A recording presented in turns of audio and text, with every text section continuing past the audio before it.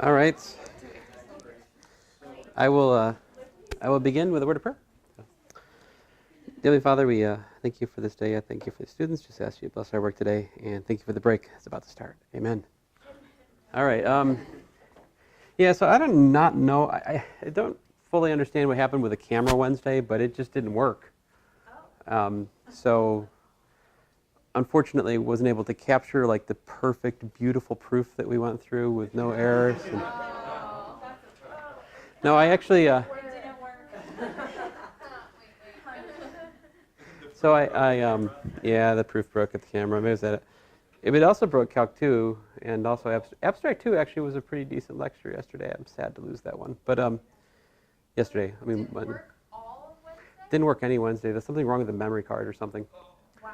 So, long story short, I made a video to make up for Wednesday, which has the things we did Wednesday except done correctly and like smoothly. I would encourage all of you to watch that.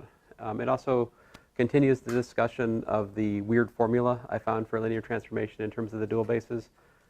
What I do in the video is I show how you can write the component of the matrix of a linear transformation as it connects to the given dual basis and basis. And then I study how the matrix would change if you were to change coordinates. I derive some different coordinate change formulas which are not as directly related to the coordinate maps as the previous formulas. So that's something I might come back to later. Not super important that you understand all the nuts and bolts there. I'm just kind of putting that down as something to reference. But I did reprove the rank nullity theorem. I went through the details of why cosets are well defined and why the quotient vector space makes sense. All right. And I went through the proof of the first isomorphism theorem. So I'd like you to watch that. Yeah. Okay, so let's start with an example. I want to try to illustrate the first isomorphism theorem. If we were to say, look at the differentiation operator, right? Let's say from, I don't know, how about polynomials? Nth order, you want to do nth order polynomials? Sure, why not? Nth order polynomials to say nth order polynomials just to start with. So in other words, I'm saying that this is my linear transformation T. What's the kernel of T in this case?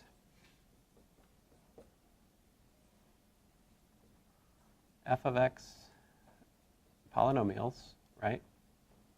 Such that what?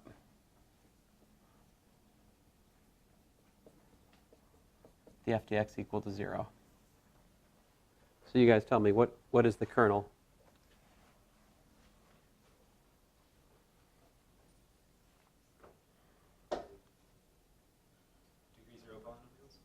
Degree 0 polynomial. Yeah, I think I agree with that. So I would say, how about, constants, right?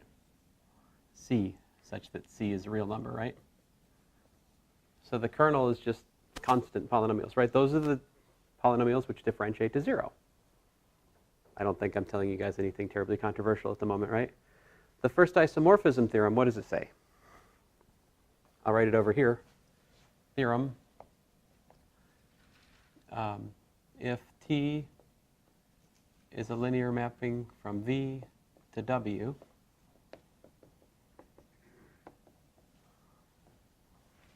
then V quotient, the kernel of T, is isomorphic to the image of T. So this is a linear map. We just calculated its kernel. So I could tell you this, Pn of R mod the kernel of T is isomorphic to the image T. What is the image of T here? If we differentiate an nth order polynomial, what kind of polynomial do we get back out? N minus 1, right? Is that surjective? Can any n minus 1th order polynomial be obtained as the derivative of a nth order polynomial? I hear yes. All right, let me try it out, see if you guys can tell me specifically. So let's let c0 plus c1x plus da da da da plus cn minus 1 x to the n minus 1 be an element of Pn minus 1r, right? Let me call this thing f of x, right? Then ddx of fill in the blank equals to f of x. What do you need to differentiate to get back to that f of x?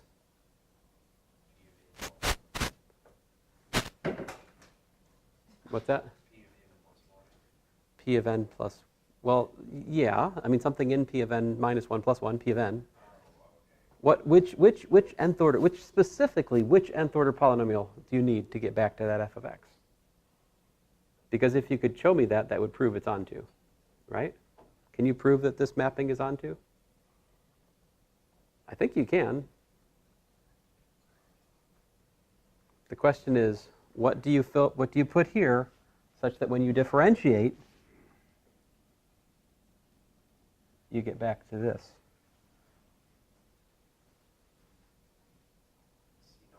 C naught x. All right, we have a start.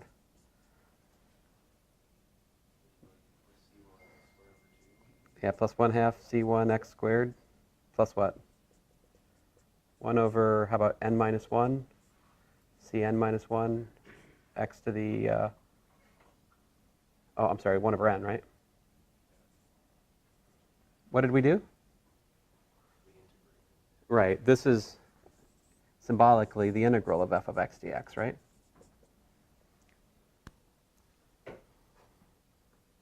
I would say, well, I'd like to say it's an antiderivative anyway. Let's right? It's antiderivative.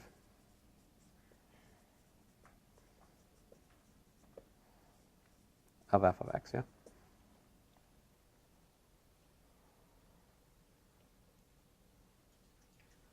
So what does all of this show? I mean, we have shown that this proves that the image of t is really Pn minus 1 of r. And so what do we have? P, continuing the discussion, we have that nth order polynomials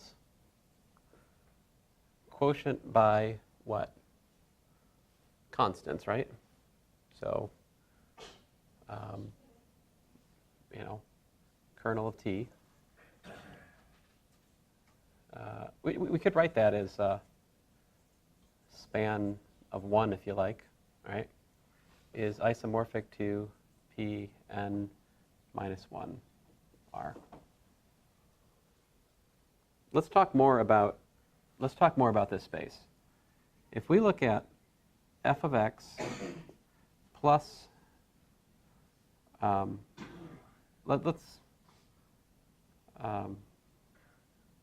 let's say that w is equal to the span of 1, just for the sake of linking with my typical notation for cosets in the previous section, okay?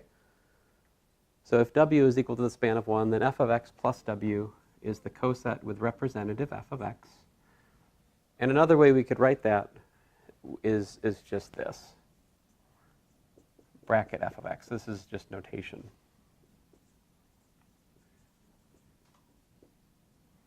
The notation is this. I mean, bracket f of x is the coset with representative f of x. So in this context, what does it mean for f of x? Well, let's say f1 of x to equal to f2 of x. What would that mean? When are two cosets equal? If the difference of the representatives, all right, if f2 of x minus f1 of x is an element of w. But what is w in this context? W is just what? It's like c, such that c is a real number, right?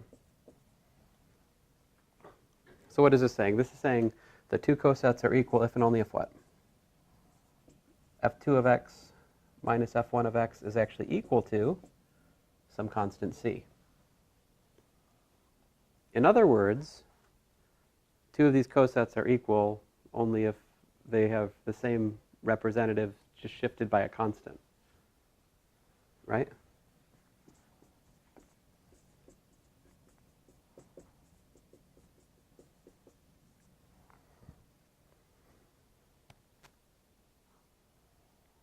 So in number theory, we build the notion of sets representatives and so forth from this idea of cosets, is that right? You're talking about z mod nz? Yeah. Z mod nz is, yeah, that's things of the form k plus nz, such that k is an integer. So there, typically, this would be notation. K would be k plus nz is one notation. But yeah, that's another example of additive cosets. But that's different than our, well, I mean, I don't want to talk about that. That's not linear algebra. That's number theory. So nothing wrong with it. It's just it's not a vector space. Right? It's actually a module, which is for the course after this course. After this course. The course after the course after the course. 422, yes. All right, so listen. The point here is just that in this, the two cosets are equal if they what?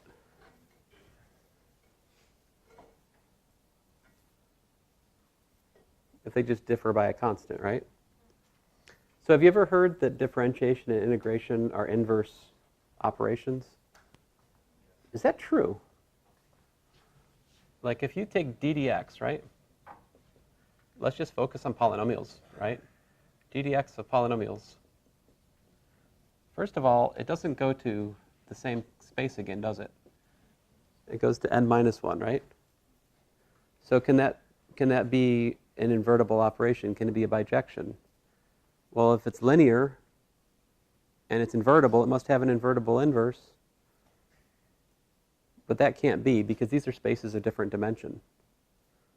Like Pn has dimension n plus 1, Pn minus 1 has dimension n.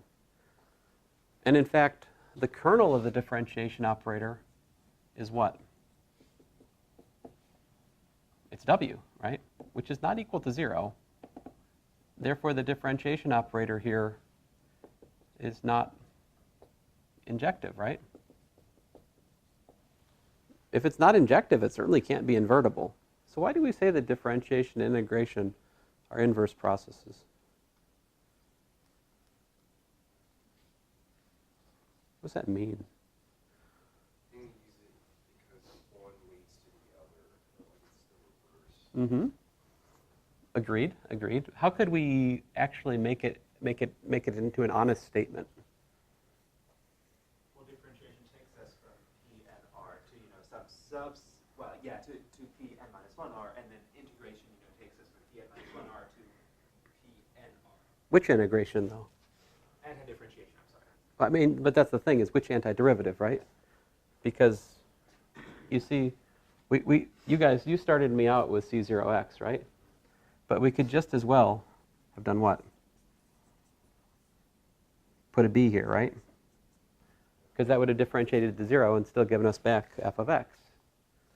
So how do we get an honest inverse? It's actually, if you follow the construction of the first isomorphism theorem, it actually tells you how. So what we do is we trade Pn of r for Pn of r mod w. And that, in fact, is isomorphic to n minus 1 r. The thing is, if we take the derivative with respect to x, and we have to extend the meaning derivative a little bit, but how do you differentiate the coset f of x? So by this, I'm defining, good grief.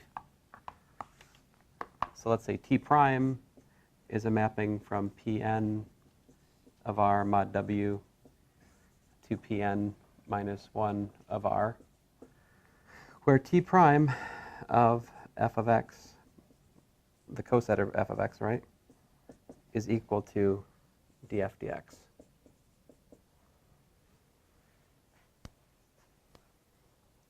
What's the inverse of t prime?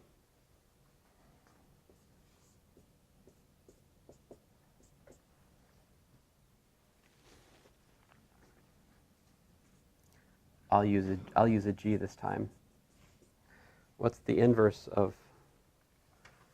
Well, it's exactly what we usually denote by the integral, the indefinite integral of g of x dx. But what you should understand is that the integral, the indefinite integral of g of x dx is actually equal to g of x equivalence class such that g prime of x is equal to g of x. What I'm trying to say is that the inverse operation to derivatives actually isn't mapping back to a specific antiderivative, but rather to a whole class of antiderivatives, all of which differ by a constant. That's the indefinite integral. That's why we insist on adding a constant. It's not one antiderivative. It's all of them, any one of which, if you differentiate, you get back to the integrand. So to be careful about differentiation and integration being an inverse process, we actually need this concept of a quotient space. But this quotient space is one you've already been working with, because every time you take an indefinite integral, you're not looking for one antiderivative. You're actually looking for all of them. So coset spaces were already there. We just didn't call them coset spaces because it would terrify the freshmen. Yeah. You need to change your major. Anyway. Okay, so let me move on here. So today I'm supposed to talk to you guys about subspaces.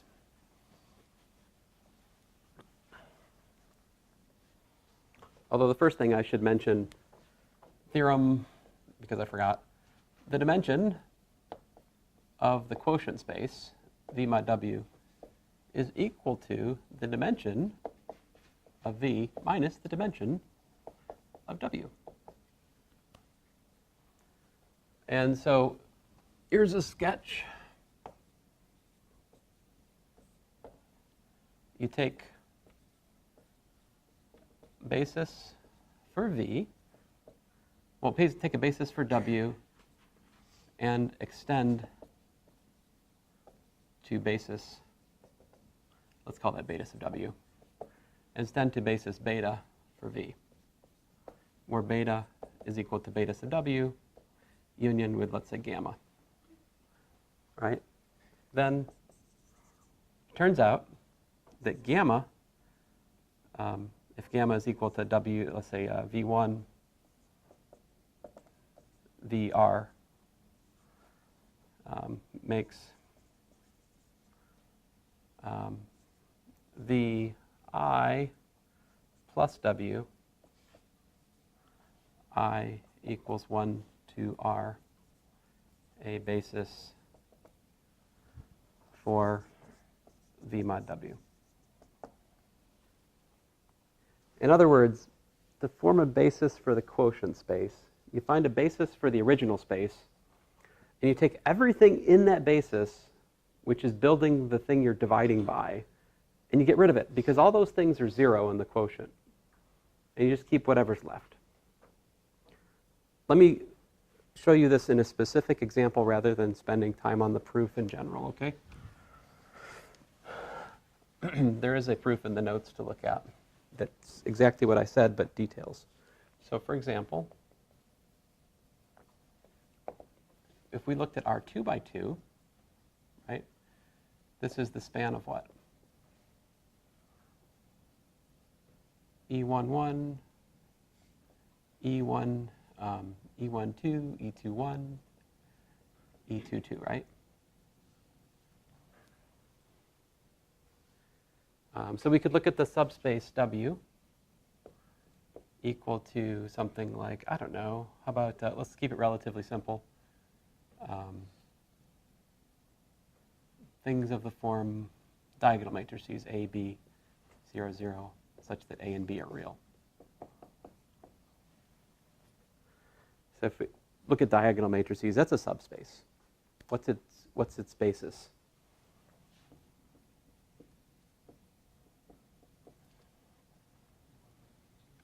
Yeah, E11, E22. So my construction, my claim is that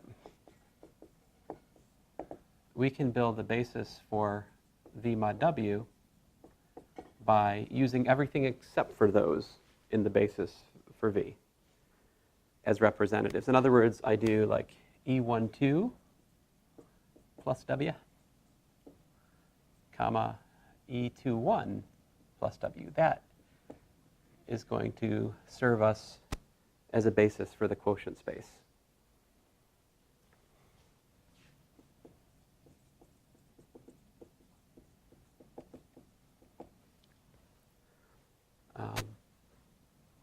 So let's see here. If you look at the matrix A, B, C, D, right?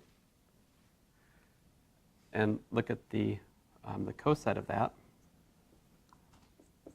Well, that's the coset of A, D, 0, 0, plus 0, B, C, 0.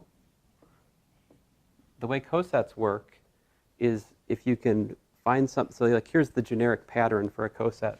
If you have x plus w, you can absorb the w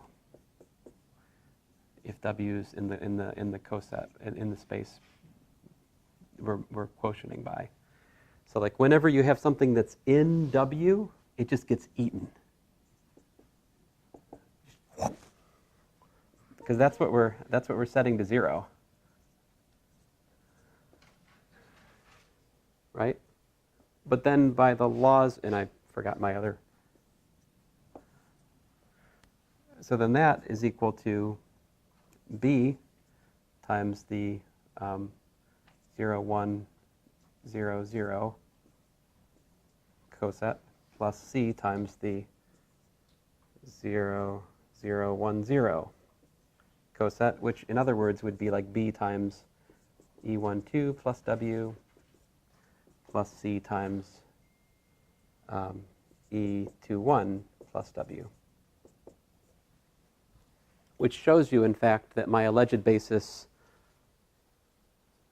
spans the coset space. Because any coset we can write as a linear combination of those two things in the supposed basis. And you can also prove that this is linearly independent in the coset space. All right? So there you go. That's a basis. And so what's the dimension of the quotient of 2 by 2 matrices by W? It's hard to see the contrast of 2 on 2, but 2 minus 2, I mean, 4 minus 2 is 2 again. So the dimension of the quotient space here is 2. All right. So I hope that at least wets your whistle. I'm sure I've given you some homework problems that will help you dig a little bit deeper into what's a quotient space, but that's pretty much it for now. Now, so our next topic is independent subspaces. And I must apologize that a little bit of this has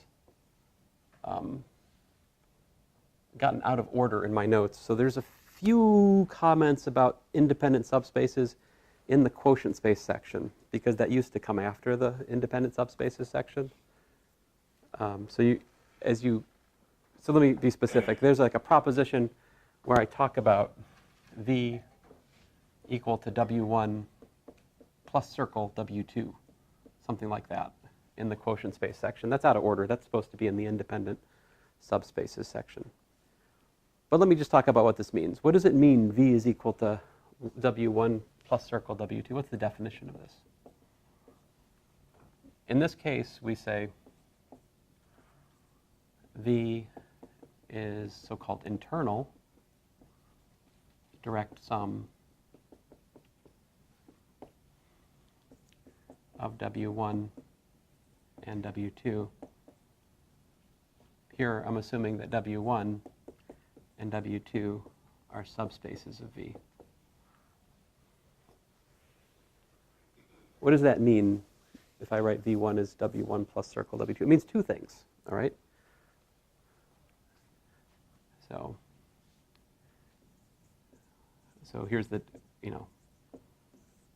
number one, you have to have that V is the sum of W1 and W2. How do you add we already talked about how to add subspaces, remember? It's the set of all possible additions of vectors taken from one and the other. It's just the set of all possible sums, so that means what it says. V is the sum of W1 and W2. But we also assume that W1 intersect W2 is 0. This is the independence condition. All right? That's what makes this sum direct. All right? Now, theorem.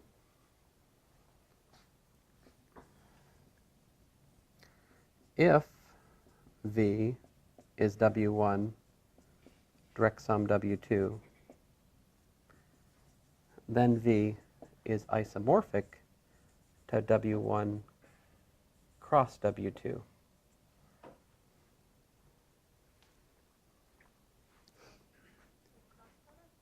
That is the Cartesian product. So technically, this is a different space than V. That's why I write isomorphic. Let me show you an example.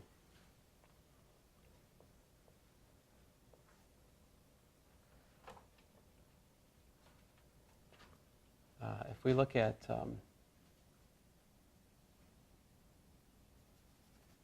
functions on the reals.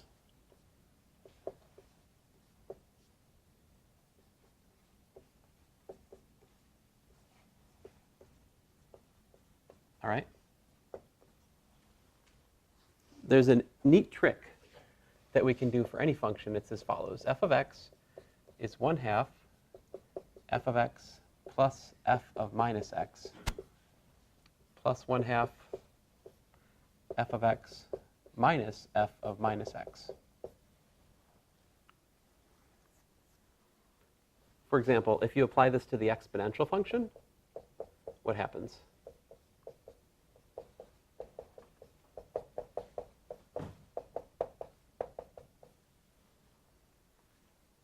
This is by definition hyperbolic cosine. This is by definition hyperbolic sine. Perhaps you recall this is even, this is odd.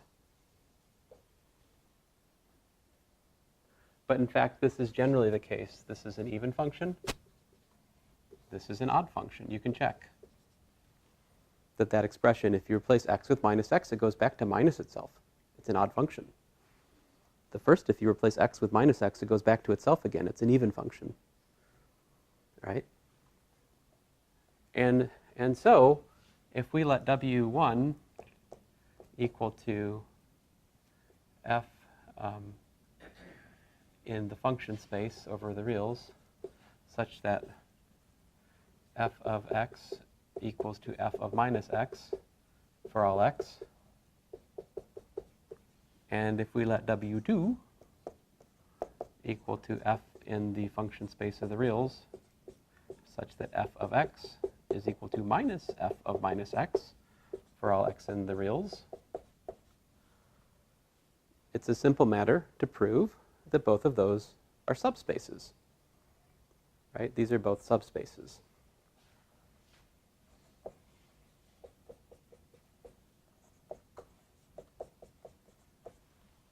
They're both subspaces. And by the calculation that's right above them, you can see that their sum is all functions from R to R, right? Observe W1 plus W2 is equal to that. That follows by the calculation I'm about to underline in red.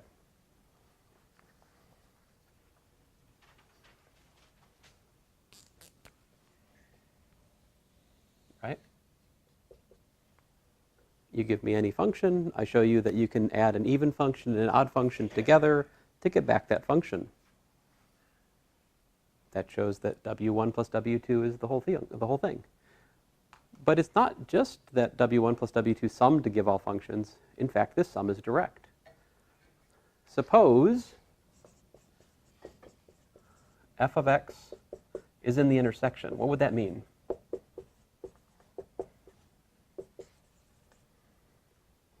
That means that f of x is in W1, right?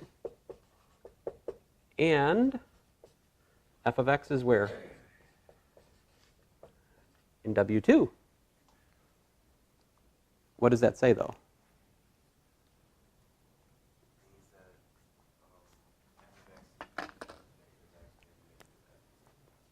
So I heard so this is f of x is equal to f of minus x. And here f of x is equal to what? Right? Or you could say that f of minus x is equal to minus f of x, as odd is often characterized, right? So however you slice it, we get that f of x is equal to minus f of x for all x in the reals, which says what? Right. It says f of x is equal to 0 for all x, right?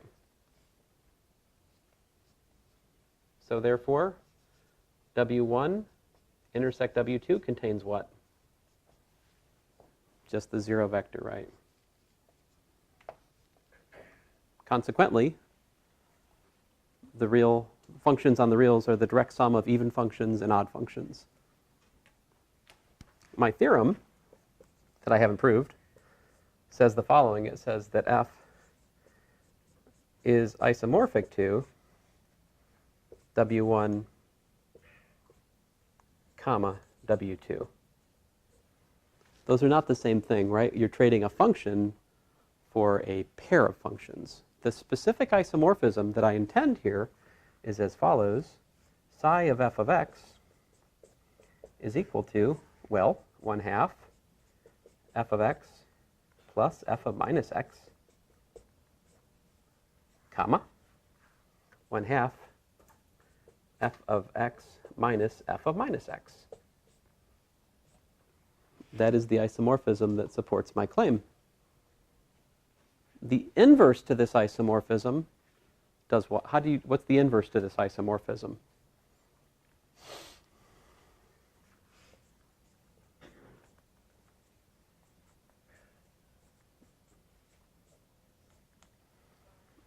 If I take psi inverse of a of x, comma b of x, where a of x is the even function and b of x is the odd function, what's the inverse to the map? What do?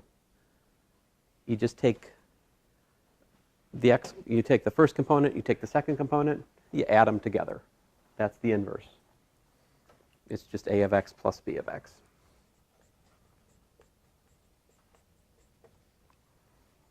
That's the inverse.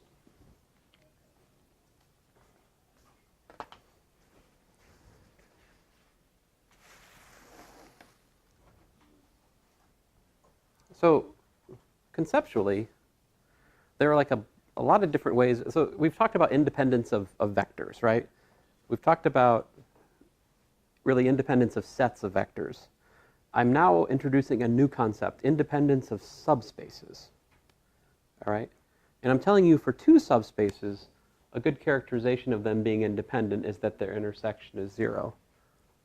Another way of looking at that, though, is if they also sum to the whole space, then if you can see that the whole space is isomorphic to the direct product of those two subspaces, that's another way of characterizing independence. In fact, this is actually an if and only if it's stated correctly.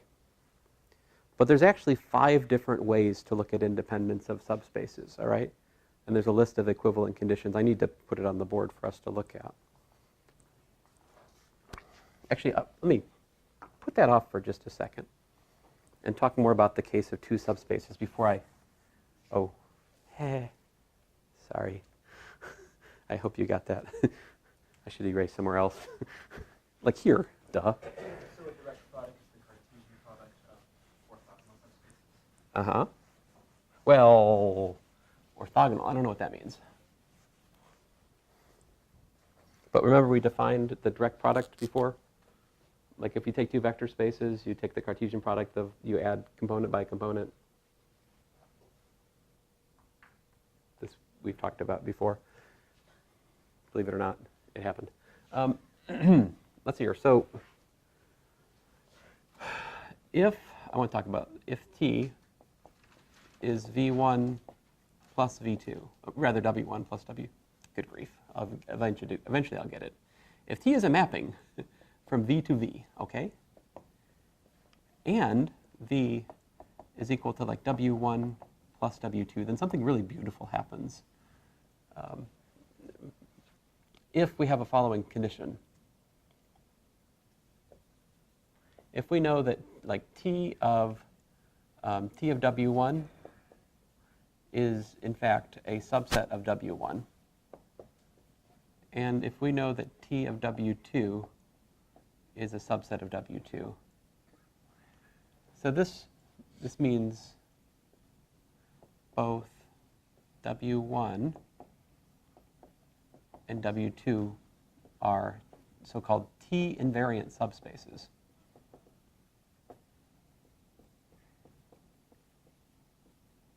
So that's a definition. If the subspace maps to itself again under the linear transformation, then it's said to be an invariant subspace, a T-invariant subspace, right?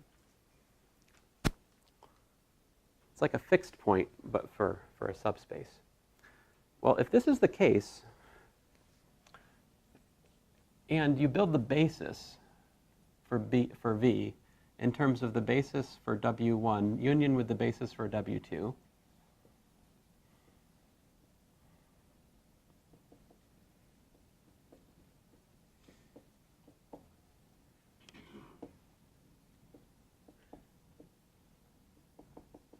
right? Then the matrix of T with respect to the beta basis, all right, has the following form.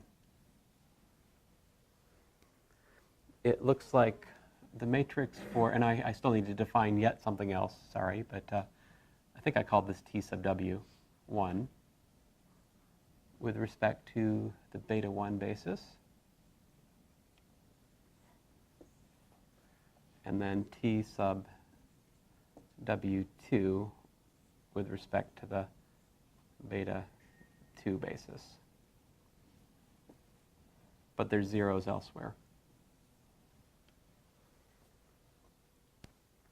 Here, T, like TW1, what this is defined to be, it's a mapping from W1 to W1 again, where T sub W1 of x is just equal to T of x for all x in W1. So T sub W1 is a new mapping which is formed from the original map by restricting the domain down to the subspace, but I'm also trading the codomain for the subspace, which I can do because we're assuming that the mapping is T invariant, which means that like it maps W1 to W1, so it makes sense to say that W1 is the codomain of T sub W1, right? And likewise TW2 would be a mapping from W2 to W2, where if I was smarter, I would have just made the last one into a J and wrote J equals 1 and 2 to the side, but I didn't, so it's too late.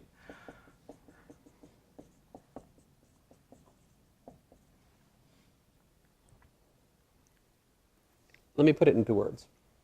What this says is that if your vector space is a direct sum decomposition of two subspaces, and the linear transformation in question is T invariant with respect to those subspaces, then if you take the matrix, if you take a basis, if you make the basis for your whole space from just concatenating the basis for the first subspace and the basis for the second subspace, it makes the matrix particularly nice. It makes it block diagonal. So this because you haven't had enough definitions yet in the last 10 minutes, is also, but you'll like this one, this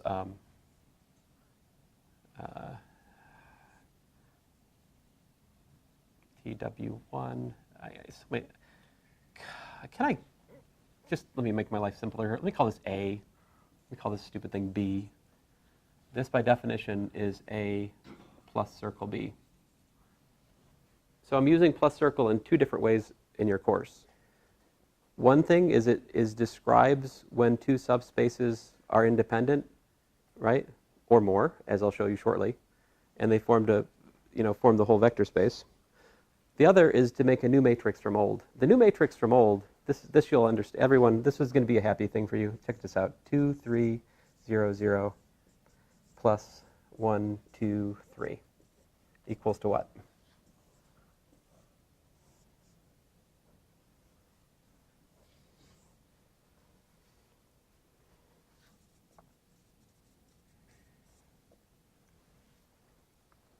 So I'm supposing that these are zeros. So we can take a 2 by 2 matrix and add it to a 3 by 3 matrix and get a 5 by 5 matrix. Here it is. You're like, I thought you said that we couldn't add 2 by 2 matrices and 3 by 3 matrices. That is true. Ordinary matrix addition does not allow for this, but this is not ordinary matrix addition, right? This is taking the direct sum of the two matrices. Notice that the direct sums are not commutative. What if I did the other order?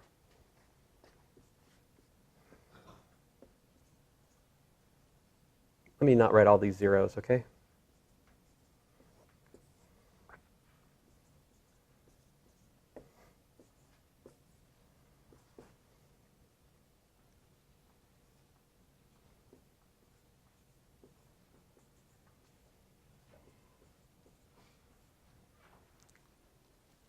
Like many of our cherished things we say about matrix addition, like it's commutative, yay. These are no longer true for direct sums. But nevertheless, direct sum is a way you can take two matrices of disparate size and make a new matrix of the sum of their sizes. And it has relevance to the study of linear transformations. This structure we're going to see for eigenvectors. It turns out that eigenspaces provide a direct sum of like a vector space, and there's a t invariance associated with eigenvectors. So like this is not just a, hey, what if this could have possibly happened in some scenario? No, this is like the central thing that happens going past this point. Now, let me show you. Oh, 1, 1, 3.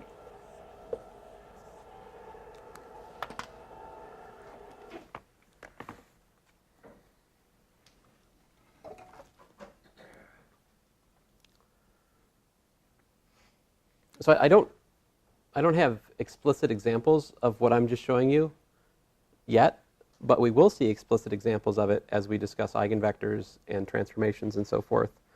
And I think there is an example in the homework or something, right? But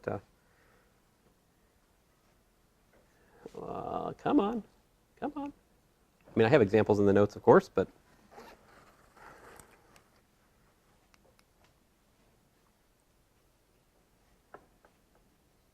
one, two, three.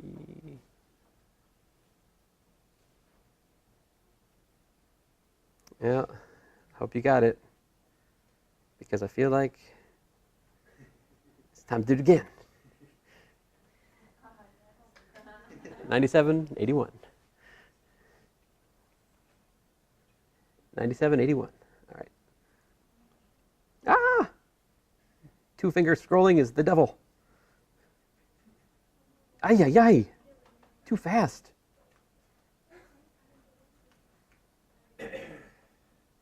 Ay, caramba. 97, 81.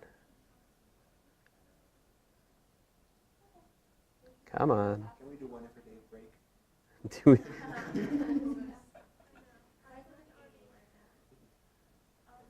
like, wait a minute here. Come on. I had this, for the record, I have this exactly where we needed to go. So there is, this is actually not what I was talking about, but it's a thing I should mention in passing since I found it again. If you have a transformation and you have a subspace, there's also some connection between the matrix. You can look at the matrix. You can look at the transformation restricted to a quotient space, and there's also some game you can play between like the matrix of the transformation versus the matrix that is induced on the quotient, and there's this kind of neat result. I'll come back to this when we need it later. Okay. What I'm talking about right now, though, is the structure of subspaces. And since we don't have a lot of time, let me just get to the definition. Here's the definition. If you have k subspaces, and you add them all together, you get the whole space, then it's said to be an internal direct sum of the subspaces if and only if for each x in V there exists unique x sub I in each subspace, such that you can build that x from this linear combination of the x's in the subspaces. When that above criteria is met, we denote this by writing V as the direct sum of W1 through Wk. So you're like, that wasn't the definition you just gave us for two subspaces, so what's up with that? Well, fair enough. These are equivalent conditions. Any one of these could be the definition of internal direct sum. One way to say it is that there is an isomorphism from the Cartesian product of the subspaces, missing an x there. And the isomorphism is just you take the tuple and you add them. This makes sense because remember the context here is that all of these are subspaces of a given vector space V. So you guys were like, how did you know that the inverse to the isomorphism was just adding them down here? I erased it, sorry. It's because that's generally the case, so I knew it. The way to now this will catch you off guard if you're not watching out for it. Independence of subspaces is characterized by 2 here. It means that the intersection of the jth one with everything except for j. You could write this w1 plus da da da plus wj hat plus da da da plus wk, where j hat is like it's like deletion hat. I tell you guys it's the hat you don't want to wear, because if you wear it, you've been annihilated. But instead of that, I just wrote j minus 1 and j plus 1. So it's not as exciting.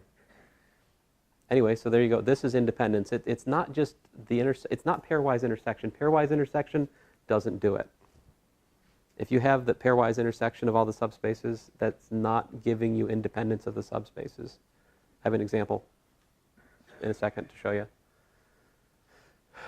The other way to characterize this is that if you have a basis for each subspace, and you take those and you string them together, it gives you a basis for the whole space. If that's the case, that gives you independence of the subspaces.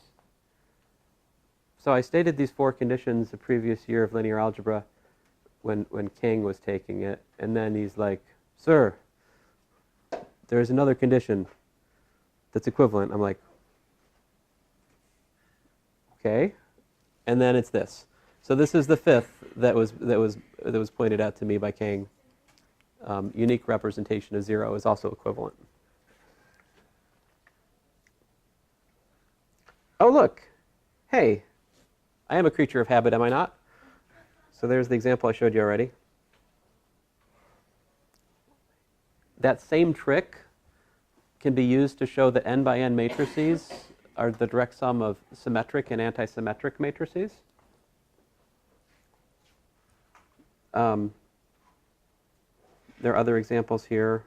The one I wanted to get to, this shows you the pairwise intersection doesn't work out. So here's W1, W2, and W3. These are all subspaces of R2, right? It's what is it? What are we looking at? Y equals X? What's that one? This one is the x-axis. And what's that? Well, it's Y equals X again, isn't it? So Oh man, there's a typo here. Son of a gun. What can we fix this? This should be a what? You got choices, right? You want to make this 0, 1? Yeah. Okay, if we make it 0, 1, I think that'll do it. If you make that 0, 1, then these are 3 lines with different slope. So the only place they intersect, they're all through the origin. They all intersect at the origin, right? So the pairwise intersection is 0, right? But is R2 isomorphic to R cross R cross R? Because each one of these is essentially a copy of R. No, R2 is not 3-dimensional, so it's not isomorphic to R cross R cross R. So pairwise independence of subspaces doesn't do it. Finally, here is this is the k-fold generalization of what I just covered up with the projector. If you have, you know, T invariance of the subspaces, then you can pick a basis that makes the matrix of the transformation block diagonal with respect to that subspace respecting basis. And we'll need this when we study eigenvectors, so see here if I have anything else. I actually have an example here. This one isn't block diagonal because the differentiation map is not invariant with respect to both of the subspaces in question here. As compared to this one, which is, I did find, you know, this subspace and that subspace are invariant with respect to the double differentiation operator, is it? I think I'm looking at it here. Anyway, I'll shut up. Have a good break, guys. And I'll see you on the other side.